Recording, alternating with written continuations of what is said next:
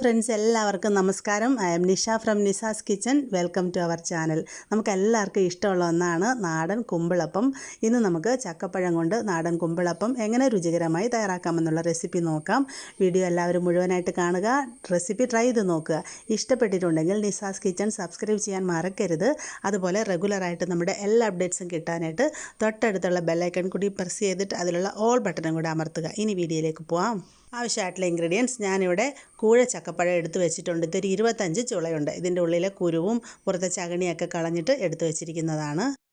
പിന്നെ വേണ്ടത് ഗോതമ്പ് പൊടി 1.5 കപ്പ്, അരിപ്പൊടി 1.5 കപ്പ്, തേങ്ങ ചുരണ്ടിയെടുത്തത് 1 കപ്പ്, ശർക്കര പാനി 3/4 കപ്പ്. അപ്പോൾ ഒരു 200 ഗ്രാം ശർക്കര 1.5 കപ്പ് വെള്ളം ചേർത്തിട്ട് നന്നായിട്ടൊന്ന് തിളപ്പിക്കുക. ശർക്കര കംപ്ലീറ്റ് ആയിട്ട് മെൽറ്റായിട്ട് ആ ശർക്കര പാനി നന്നായി തിളച്ച് കുറുകി ഒരു 3/4 കപ്പായി വന്നതിന് ശേഷം നമുക്ക് തീ ഓഫ് ചെയ്യാം. തണുത്തതിന് ശേഷം ഒരു 2 പ്രാവശ്യം അരിച്ച് എടുത്ത് വെച്ചിരിക്കുന്നതാണ്. ഏലക്ക പൊടിച്ചെടുത്തത് 1 ടീസ്പൂൺ, നല്ല ജീരകം പൊടിച്ചെടുത്തത് 1 ടീസ്പൂൺ, ബേക്കിംഗ് സോഡ 1/4 ടീസ്പൂൺ, ഉപ്പ് 1-2 നുള്ള്. ഇനി പ്രിപ്പറേഷൻ നോക്കാം. നമ്മളിവിടെ നന്നായിട്ട് പഴുത്ത കൂഴച്ചക്കയുടെ പഴം ഒരു 25 ചുളയോളം എടുത്തു വെച്ചിട്ടുണ്ട്. അപ്പോൾ ഇതിൻ്റെ ഉള്ളിലെ കുരുവും പുറത്തെ ചകണിയൊക്കെ കളഞ്ഞ ശേഷം എടുത്തു വെച്ചിരിക്കുന്നതാണ്.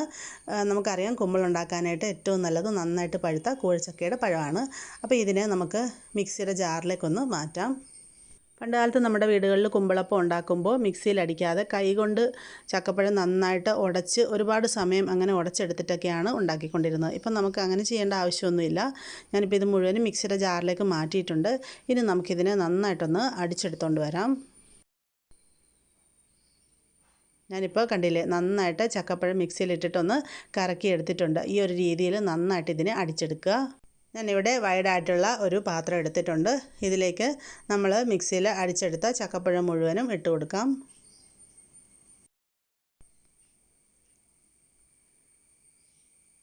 ചക്കപ്പഴം മുഴുവനും ഇതിലേക്ക് ഇട്ട് കൊടുത്തിട്ടുണ്ട്.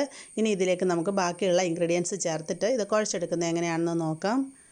നമ്മളിതിലോട്ട് 1 കപ്പ് തേങ്ങ ചുരണ്ടിയെടുത്തത് വെച്ചിട്ടുണ്ട്. തേങ്ങ നമ്മുടെ ടേസ്റ്റിനനുസരിച്ച് ചേർക്കാം. തേങ്ങ ഇതിലേക്ക് ഇട്ട് കൊടുക്കാം. ഇനി ഇതിലേക്ക് നമുക്ക് ചേർക്കേണ്ടത് എടുത്തു വച്ചിരിക്കുന്ന 1.5 കപ്പ് അരിപ്പൊടിയാണ്.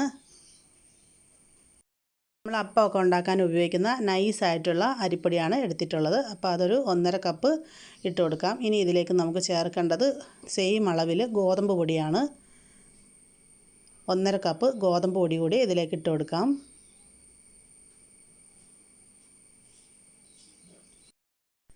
ഇനി ഇതിലേക്ക് നല്ല ജീരകം പൊടിച്ചെടുത്തത് 1 ടീസ്പൂൺ ചേർക്കാം.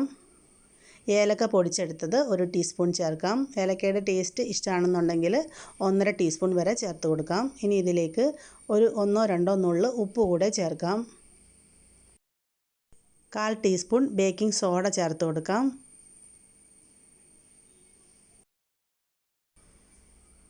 ഇനി ഇതെല്ലാം കൂടെ നമുക്ക് കൈ കൊണ്ട് നന്നായിട്ടൊന്ന് മിക്സാക്കി കൊടുക്കണം. ഇനി നമുക്കിതിലോട്ട് ശർക്കര പാനി കൂടെ ചേർത്ത് കൊടുക്കേണ്ടതുണ്ട്. അപ്പോൾ ഇത് നന്നായിട്ട് പഴുത്ത് കുറച്ച് ജ്യൂസി ആയിട്ടുള്ള ചക്കപ്പഴം ആയതുകൊണ്ട് തന്നെ ഇതിൽ വാട്ടർ കൺസിസ്റ്റൻസി കൂടുതലാണ്. അതുകൊണ്ട് ലാസ്റ്റാണ് നമ്മൾ ശർക്കര പാനി ഒഴിച്ചു കൊടുക്കാനായിട്ട് പോകുന്നത്. ശർക്കര പാനി ഒന്നിച്ചൊഴിക്കാതെ കുറേശ്ശെയായിട്ട് ഒഴിച്ചിട്ട് ഇതിനെ നന്നായിട്ട് മിക്സാക്കി എടുക്കുക. നമ്മൾ ഒന്നിച്ചൊഴിച്ച് കഴിഞ്ഞാൽ ലാസ്റ്റ് ആകുമ്പോൾ നമ്മുടെ മാവിൻ്റെ കൺസിസ്റ്റൻസി ലൂസായി പോകാനായിട്ട് ഇടയുണ്ട്. അപ്പോൾ അതുകൊണ്ട് അത് നോക്കിയിട്ട് കുറേശ്ശെയായിട്ട് ഒഴിച്ചിട്ട് നന്നായിട്ട് നല്ല സോഫ്റ്റായിട്ട് ഇതിനെ കുഴച്ചെടുക്കാം. ചപ്പാത്തി മാവിനേക്കാളും കുറച്ചും കൂടെ സോഫ്റ്റായിട്ടുള്ള ഒരു കൺസിസ്റ്റൻസിയിലുള്ള മാവാണ് നമുക്ക് വേണ്ടത്. നമ്മൾ എടുത്തിരിക്കുന്ന പൊടിയുടെ ഒരു അളവനുസരിച്ച് 3/4 കപ്പ് ശർക്കര പാനി കറക്റ്റാണ്. അപ്പോൾ ഇതേപോലെ നന്നായിട്ട് പ്രസ് ചെയ്ത് ഇതിനെ കുഴച്ചെടുക്കുക. ഞാനിപ്പോൾ ഇതിനെ നന്നായിട്ട് മിക്സാക്കി കുഴച്ചെടുത്തിട്ടുണ്ട്. കണ്ടില്ലേ, നല്ല സോഫ്റ്റ് ആയിട്ടുള്ള ഒരു മാവാണ്. അപ്പോൾ ഈ ഒരു രീതിയിലാണ് ഇതിനെ മിക്സ് ചെയ്ത് എടുക്കേണ്ടത്. ഇനി നമുക്കിതിനെ ഒരു 4 മണിക്കൂറൊന്ന് മാറ്റി വെച്ചിരിക്കാം. നല്ല ചൂടുള്ള സമയമാണെങ്കിൽ ഒരു 2 മണിക്കൂർ വെച്ചിരുന്നാൽ മതിയാകും. ഇതിപ്പോൾ കുറച്ച് മഴയൊക്കെ ഉള്ളൊരു സമയമായതുകൊണ്ട് ഞാനിതിനെ ഒരു 4 മണിക്കൂർ അടച്ച് മാറ്റി വെക്കാനായിട്ട് പോവാണ്. അതിന് ശേഷം നമുക്ക് കുമ്പിളപ്പം റെഡിയാക്കിയെടുക്കാം. നമ്മളിത് കുഴച്ച് വെച്ചിട്ട് ഇപ്പോൾ ഏകദേശം 4 മണിക്കൂർ കഴിഞ്ഞിട്ടുണ്ട്. നമ്മുടെ ഡോ നല്ല സോഫ്റ്റായിട്ട് വന്നിട്ടുണ്ട്. കണ്ടില്ലേ, നന്നായിട്ട് സോഫ്റ്റായിട്ടുണ്ട്. ഇനി നമുക്കിതിനെ ആവിയിൽ വേവിച്ചെടുക്കണം. കുമ്പിൾ നമ്മൾ ഉണ്ടാക്കാനായിട്ട് ഉപയോഗിക്കുന്ന വഴനയില ഞാനിവിടെ എടുത്ത് വെച്ചിട്ടുണ്ട്. അപ്പോൾ ഈ ഒരു ഇല ഇതേപോലെ ഒന്ന് ഫോൾഡ് ചെയ്തെടുക്കുക. ഈ ഇല ഇല്ലെന്നുണ്ടെങ്കിൽ വാഴയിലയിൽ വേണമെങ്കിൽ നമുക്കിത് ചെയ്യാം. പക്ഷേ ഈ ഇലയിൽ നമ്മൾ വേവിച്ചെടുക്കുമ്പോഴാണ് ആ ഒരു നല്ല സ്മെല്ല് കിട്ടുന്നത്. അപ്പോൾ ഈ ഒരു രീതിയിൽ കുമ്പിൾ പോലെ ഉണ്ടാക്കിയിട്ട് ഇതേപോലെ ചെറിയ ഉരുളയാക്കിയിട്ട് ഇതിലേക്ക് ഇതുപോലെ ഒന്ന് ഫില്ല് ചെയ്ത് കൊടുക്കുക. അതിനുശേഷം ഇതേപോലെ ഇതിനെ ഒന്ന് മടക്കിയെടുക്കാം. നമ്മുടെ വഴനയില കുറച്ച് ചെറുതായതുകൊണ്ട് ഞാൻ ഒരു വാഴയില വാട്ടിയെടുത്തിട്ട് അതിലേക്ക് ഇത് ഓരോന്നും ഒന്ന് പൊതിഞ്ഞെടുത്ത് വെക്കുന്നുണ്ട്. നമ്മുടെ വഴനയില വലിപ്പം ഉള്ളതാണെന്നുണ്ടെങ്കിൽ ഇതുപോലെ വാഴയിലയിൽ പൊതിയേണ്ട ആവശ്യം വരുന്നില്ല. അപ്പോൾ ഇത് പുറത്തേക്ക് മാവ് പോരാതിരിക്കാനായിട്ടാണ് അപ്പോൾ ഞാൻ ഈ ഒരു രീതിയിൽ വാഴയില കൊണ്ട് ഇതിനെ ഇതുപോലെ ഒന്ന് പൊതിഞ്ഞെടുക്കുന്നത്. ഈ രീതിയിൽ നമുക്ക് മുഴുവനും മാവ് ഉപയോഗിച്ചിട്ടും കുമ്പിൾ തയ്യാറാക്കിയെടുക്കാം. വഴനയിലയും വാഴയിലയും ഒക്കെ കിട്ടാത്ത സ്ഥലങ്ങളാണെങ്കിൽ ഇതേപോലെ ഡോ റെഡിയാക്കി എടുക്കുക. അതിനുശേഷം ഇഡലി തട്ടിൽ കുറച്ച് എണ്ണ തടവിയിട്ട് ആ ഒരു സ്പേസിൽ ഇഡലിയുടെ ഷേപ്പിൽ വെച്ചിട്ടും അതും നമുക്ക് ആവിയിൽ പുഴുങ്ങി റെഡിയാക്കിയെടുക്കാം.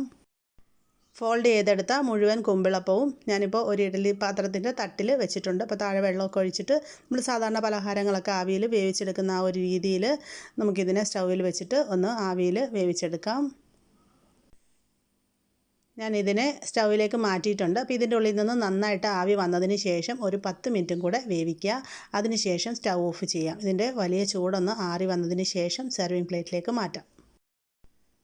നമ്മുടെ ടേസ്റ്റി ആയിട്ടുള്ള കുമ്പിളപ്പം എല്ലാം ഇവിടെ റെഡി ആയിട്ട് വന്നിട്ടുണ്ട്. അപ്പോൾ ഇതിൻ്റെ ചൂടൊന്ന് ആറി വന്നതിന് ശേഷം കഴിക്കുന്നതായിരിക്കും കൂടുതൽ ടേസ്റ്റ്. അപ്പോൾ നമുക്കിതൊന്ന് തുറന്ന് നോക്കാം. കണ്ടില്ലേ, നല്ല സോഫ്റ്റ് ആയിട്ടുള്ള ഒരു കുമ്പിളപ്പമാണ്. അപ്പം നമ്മൾ ആ ഒരു വഴനയിലയിൽ ഉണ്ടാക്കിയത് കൊണ്ട് തന്നെ ആ ഒരു നല്ല സ്മെല്ലൊക്കെ കിട്ടുന്നുണ്ട്. അപ്പോൾ എല്ലാവരും ഈ ഒരു രീതിയിൽ ടേസ്റ്റിയുള്ള കുമ്പിളപ്പം ഒന്ന് ട്രൈ ചെയ്ത് നോക്കുക. ഇഷ്ടപ്പെട്ടിട്ടുണ്ടെങ്കിൽ വീഡിയോ ഷെയർ ചെയ്യാൻ മറക്കരുത്. അപ്പോൾ നിങ്ങളുടെ എല്ലാ അഭിപ്രായങ്ങളും നിർദ്ദേശങ്ങളും കമൻറ്റ് ബോക്സിൽ എഴുതി അറിയിക്കണം. നിങ്ങളുടെ എല്ലാ സപ്പോർട്ട് വേണം. മറ്റൊരു നല്ല വീഡിയോയുമായിട്ട് വരുന്നത് വരെ എൻ്റെ എല്ലാ കൂട്ടുകാർക്കും നന്ദി, നമസ്കാരം.